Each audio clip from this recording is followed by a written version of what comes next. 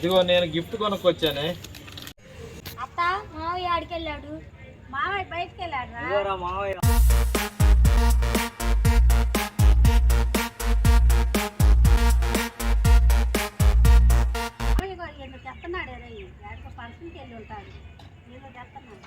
ఇదిగో నేను గిఫ్ట్ కొనుక్కొచ్చానే. ఈ గిఫ్ట్లు చాలా బాగున్నాయండి. చాలా డిజైన్ అన్ని బాగుంది. డిజైన్ అన్ని బాగున్నాయా? చాలా బాగుంది.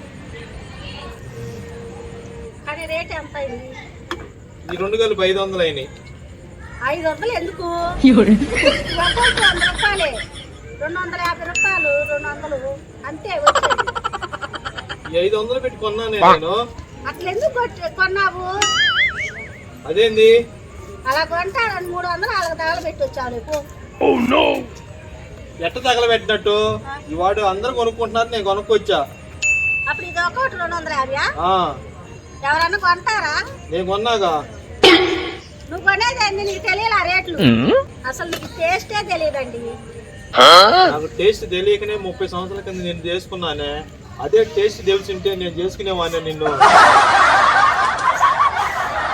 30 సంవత్సరాల కిందట నన్ను చేసుకునేదానికి ఈ బాక్సులు తేటానికి ఏమన్నా సంబంధం ఉందండి? ఉంది, సంబంధం ఉంది. లేకుండా ఎలా ఉంది? నువ్వు అన్నావుగా టేస్ట్ లేకుండా కొన్నావని. టేస్ట్ లేకుండానే నేను చేసుకున్నాను. అది పెళ్ళండి. ఇదండి బేరం అండి ఇది. అందుకనే మా అత్తను మారమంటే మారవు. టేస్ట్ లేని అత్తను తింటే టేస్ట్ లేని అత్తను తేమంటే తేవు అంటే అన్నాడు గాని ఆ ఊహ ఎంత బాగుందో. బాగులేదా పాపం, ఎట్టో కట్ట కాలం గడిచిపోతుందిగా. మళ్ళీ పెళ్లి కావాలా నీకు? చేసుకుంటావా? అవును. ఆ శాలం కానీ చేసుకో.